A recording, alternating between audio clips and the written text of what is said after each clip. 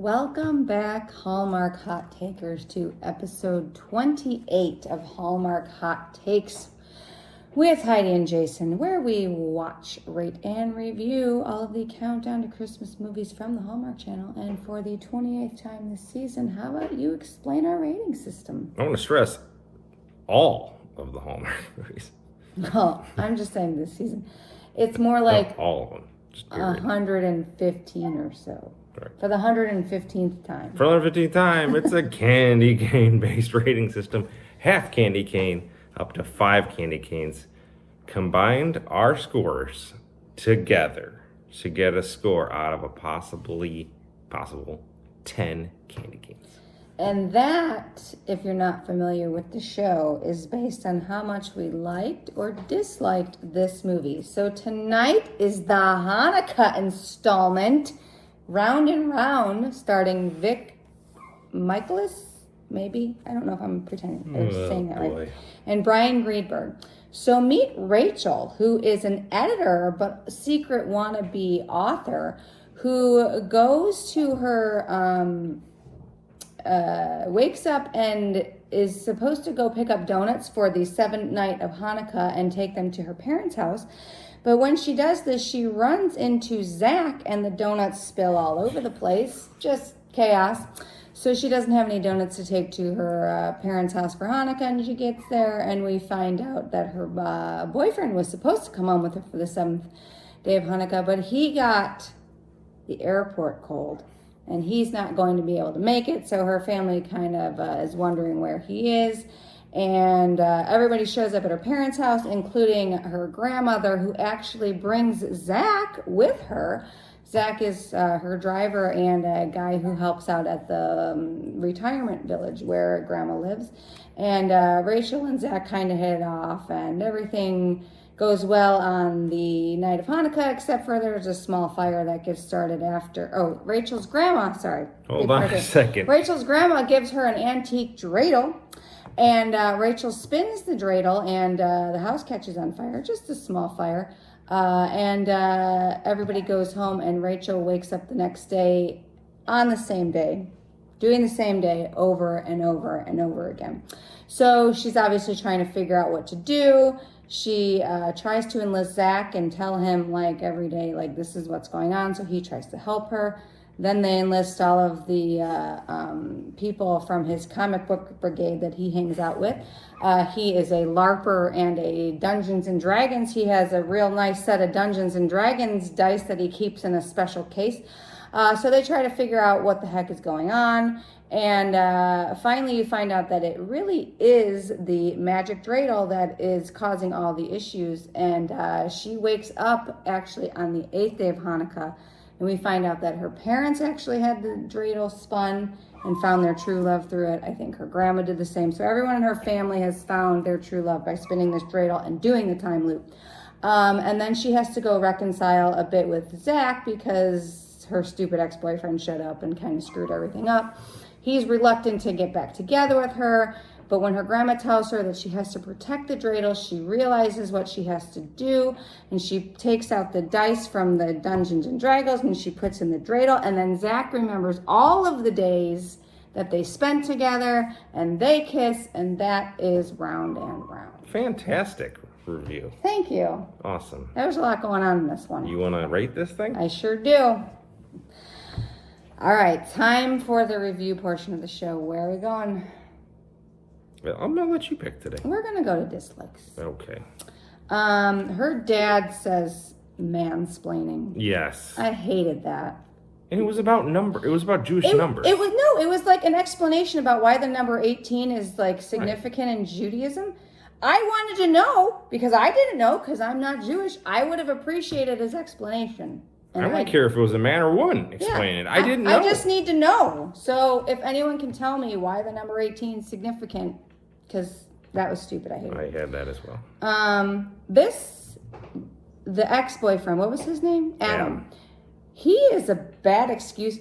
And he got an airport cold, but the worst part about it is she bought it. Like, he was at the airport. Like, come on, you really think he's got an airport cold? I didn't like that. On the day that Zack and the comic book guys read her novel, Yes. it was like, it would take a long time. And then they go to the Hanukah party. I feel like there wasn't enough time to do all that. You know what I didn't like about that part? They were eating cheese puffs when they were reading her manuscript. And then you could... That is not a that. snack you eat when you read or deal with paper. I agree. I would agree with that. Didn't like that. Pretzels? Yes. Yeah. A bag of pretzels would have been fine. Yeah, but nothing cheesy like that. That's not okay. Didn't like that. When Adam showed up at her house and like said after she broke up with him, because like in all the other time loops he breaks up with her, so then she breaks up with him preemptively in the last time loop, and he gets all like, oh, I kind of like that. So then he shows up at her parents' house, and she just like lets him say to her whole family that he's still her boyfriend. I would have kicked that guy out so fast, his head would be spinning. Yeah. She needed to speak up. I didn't like that. No. There's no holiday armadillo, which was a bit of a letdown. That is not a thing. And I didn't love the donut eating scene at the end of this movie. I don't like to watch people eat things with their hands and get all... I like donut eating end.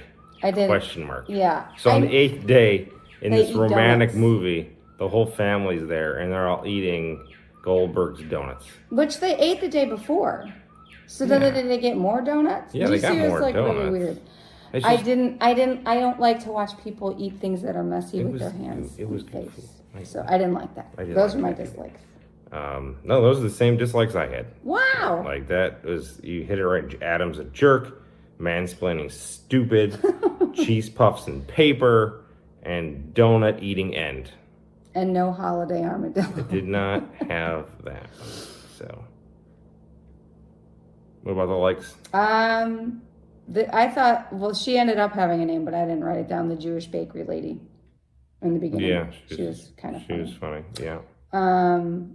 Lots of good pop culture references. Yes. Oh my gosh. Marvel references. Nicolas Cage references. Skynet references. I mean, this movie... Dr. Dreidel was dropped at some point.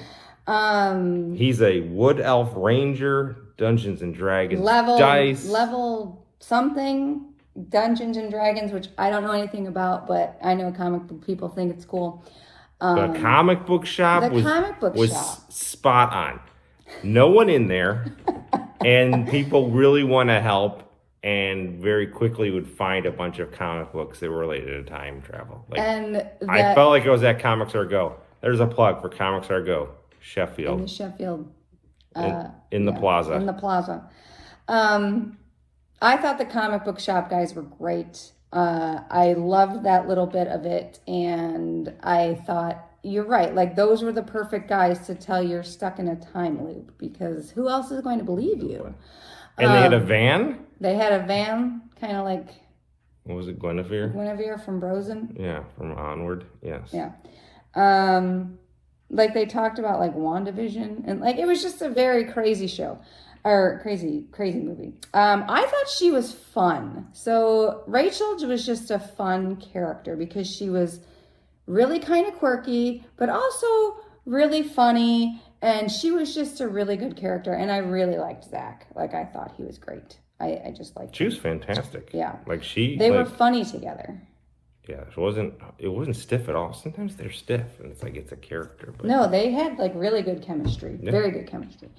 She gets into that, like, when she confronts him at the bar, she does that cat face. Yes. I thought, so... She wrote this manuscript that she shelved, and she wrote it 2 years ago. And part of why she thinks she's stuck in this time loop is that she's never done anything with her novel, and that's what she really wants to do. So she lets the comic book guys and Zack read her novel and give her feedback. And I really loved that scene, and I could relate to her anxiety about getting feedback from your manuscript because it sucks. It's not fun, but you got to do it, you know? So I like that part. And... when her ex showed up at the party, I hated him, but I kind of liked that he did that because it just showed what kind of an ass he was. It added a little bit of a twist. Right. It's not that it needed it, because you had to but it get Zack a little off balance Yes. because it was kind of going a little too smoothly. Yes. But and Zack said something funny because she was trying to explain to him that this isn't my boyfriend and blah blah blah. I really like you, and he's like, you're a few days ahead of me, and I can't seem to catch up. And I thought that was really because he doesn't remember. And then when they had him remember everything at the end, when she put the dreidel in his thing, I didn't see that coming, and I really liked it. I liked how the magic dreidel was known, and it was for 7 days. Yes. So like it had this. And the family did it. So it wasn't just her. It wasn't just this odd thing. It wasn't that she had to do anything to get out of the loop. But she didn't know that. So that was kind of... Because when she did wake up the next day, I'm like, oh, well, that's kind of weird. It wasn't... Because it wasn't, full resolution or anything really. It was great. Any other likes? Comic shop guys. I don't know. 7, they're partying. Yeah, it was good. Lots of good banter. Nice witty banter. I'm a big fan of witty banter. A lot of that in this movie, so I appreciated that. Are we at candy cane time? Yeah, sure. What are you giving this? You go first. I really liked this movie. There were just a couple things I disliked. It's very high on the hog for me. I really enjoyed all the characters. I'm giving it a 4.5. 4.5. I really liked it. Enjoyed this immensely. I'm going to go 5. Nice job. 9.5. It was fantastic. It was a great movie. I enjoyed this greatly. Yes. All right. 9.5. Well, so that takes us down. There's only 3 left. There's 3 left. 3 left. So we'll do a preview. All right. Okay. So next up, the third movie on the countdown is The Secret Gift of Christmas, starring Megan O'Reilly and Christopher Russell. So when Bonnie, a personal shopper, helps her new widowed client Patrick reconnect with his daughter, and though Bonnie and Patrick's ideas of shopping couldn't be more different, she's determined to get Patrick and his daughter everything on their wish list. This is my dubious face. I hate personal shopper stories. I don't think people should have personal shoppers. So I'm going into this movie with a little bit of bias, I feel like. What? You're not saying anything. I am going to hold off judgment and go into it with an open mind. That's very unlike you. It is. I can usually predict the candy canes on these things before they start. But this one, I'm going to go well, that's mind true. We were very heart. excited. You were very excited for Round and Round. So well, it had started with Groundhog Day references, and it had plenty of them in it. And it had a lot of the comic book stuff that you just love. It's fantastic. Yeah. So, all right, we'll give this a shot. We'll see where it takes us. We'll see you next time. All right. The countdown begins. It does. Thank Christ.